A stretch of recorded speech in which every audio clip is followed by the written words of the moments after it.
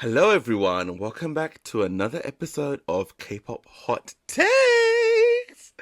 Yes, and I'm back here with my beautiful microphone. I hope you enjoy this new setup. Very D'Angelo Wallace. He did inspire this channel. I think it's amazing.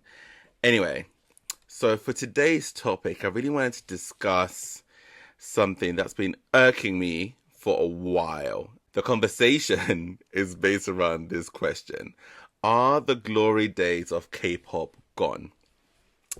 Now, I propose this question as a newish K-pop fan, but I think it's one to be raised, and I'll explain why. And, before I voice my concerns, I do want to give credit where it's due. So let's start with the good, okay? Why I don't think perhaps the glory days are gone. Firstly, in K-pop in its current state, I think it's offering loads of high quality visuals and even the music as well. I think there's a lot to offer now. There's definitely way more diversity. Although music is subjective, obviously, but I think they're gaining more and more diverse producers, which, although it's always been there before, I do think it's just gotten better as time has gone on. And another point is, I do think there's been a great positive change in companies and how they deal with idols in terms of cultural appropriation. A lot of idols now are learning what those words even mean. There's actually this video that I saw of this girl group from I think they're from like one of the smaller companies. I'm not too sure, but they were learning about cultural appropriation and they were talking about it. They were teaching each other the meanings of black hairstyles, which you don't even see in the West. So imagine the beauty in that, which I don't think used to happen back in the day. And even now, you've got music videos that are reshot because fans are voicing their concerns on Twitter saying, we saw pictures and we can see that this member has X, Y, and Z. Can you change that? That's no appropriate hairstyle. So in that sense, I think that's really positive change and would only do good for the genre in the long term, in the long run. And I think because of social media, there's way better dialogue now between the companies and the fans and the artists and the fans, because sometimes a lot of the idols are overworked and mentally and physically they're not well. And sometimes the fans are the ones that speak up for them and be like, this is not right. You need to stop this. You're doing too much. And it actually affects change in a good way some ways. But then also some of the idols are like, chill, I'm good. And they're like, I know how to do my job. I can work. I'm good. It's okay. You can relax. So the communication wise, social media wise, has definitely helped. So in that sense, it's helped mold K-pop to what it is now and the results we get in a good way. Now my concerns. Okay. Why are fans setting up funds? Why are fans fundraising thousands and thousands of pounds to either help with the marketing of their artist or their idol or to buy albums? I do like it if you're all putting money together to help fans that can't afford to buy albums. That's a different story. I'm into that. I think that's a sense of community that's great. But I feel like that's not always the case, and I know this is not unique to the K-pop industry. This happens in the West as well.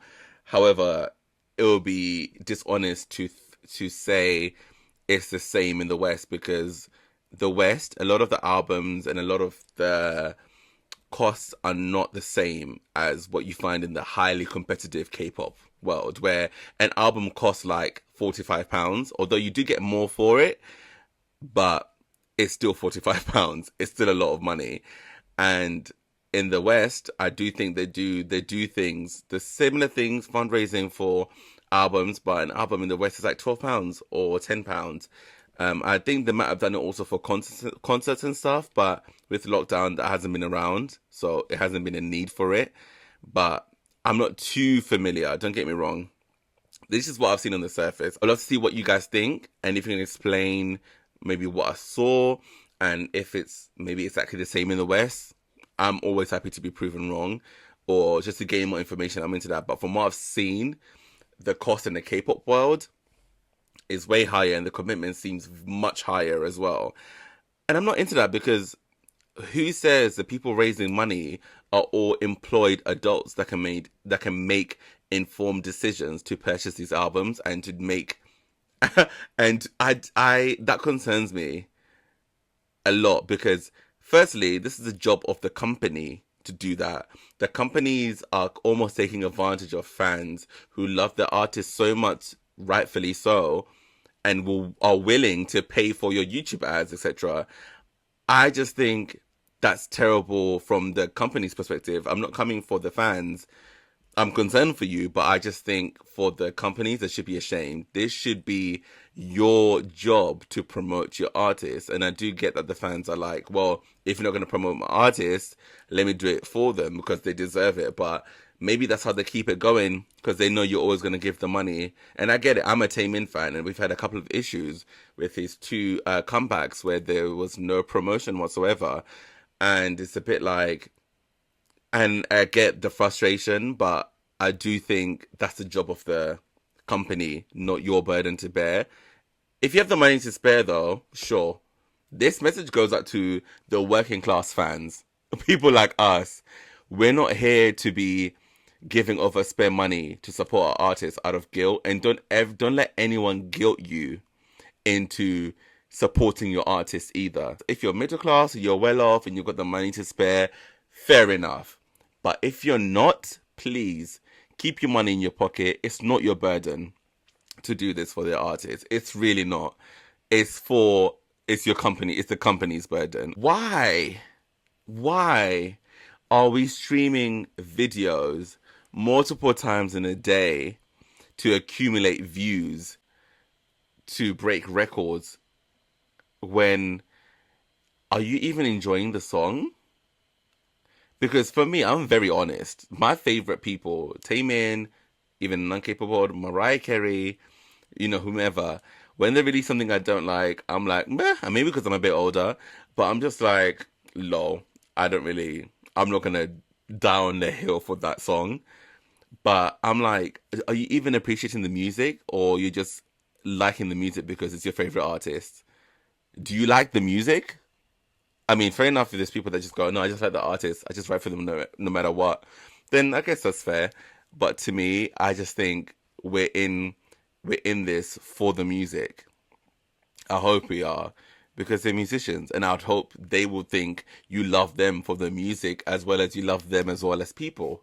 And I just think it doesn't feel then is genuine accolades, because if the views have been manufactured all day, then they're not reaching the masses of people that I'm sure the artist wants to reach.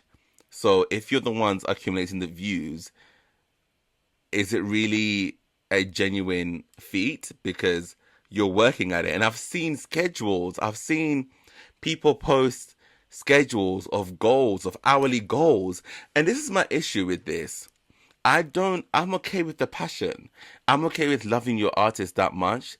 But you have to consider, for some people, that pressure mentally, what if they don't want to? But then they'll be guilt-tripped into thinking, well, you're not doing that, then you don't love your artist. And I don't like that. I think that's where I get frustrated, because there's nothing wrong with doing all that to support your artist if you think the content is great and you love it. But do not let these communities, especially these K-pop communities, pressure you into doing something otherwise you don't love your artist, especially the younger fans. It's okay to do what you want to do. It doesn't take away from the fact that you still love the artist. Same thing with me. I would never let someone guilt me into paying for concert tickets for £200 and then why are you not streaming all day? You should be refreshing your screen. No, I do what I like and I show my love in my own way. I'm sure my artists would prefer that than what you're doing and pressuring other people into doing it. That's where the issue is for me. So overall, I do think that cheapens the brand a bit if you are doing that to accumulate the records that they then get, and it's taking the fun out of the music. I don't think that's how it should be done. If you're genuinely doing it because you love it, that's different. But if you're then making almost a cult and making schedules and posting stats and saying, guys, we're not doing well. I'm like, okay, what's the bigger picture though? Do you love the song or not? That's it. Basically, the reason why I was thinking about the glory days, because I've spoken to many old school K-pop fans who've been around for like a decade, and they've said the vibe was so much more different back in the day. People, although there was still the competitiveness, it just seemed like the camaraderie was a lot better, even between the idols themselves. There's a clip of this idol. She was speaking. I forgot. I think she's from Girls' Generation or Miss A or one of the girl groups. I can't remember. And she just mentioned that it was just they had so much fun those days. The energy was just different, and there was a lot of healthy competition. And social media was so much more different then too. Yes, YouTube was around. Twitter was kind of around, yeah, it was around, but it was not the same as it is now. Now it's a different ball game. Um, and I don't know, I can't help but wonder if the glory days have passed or we're getting into a new age of glory days, because K-pop has not been this big before worldwide to this level of actual mainstream access, thanks to BTS and Blackpink and all these really super huge groups. Got seven like right now.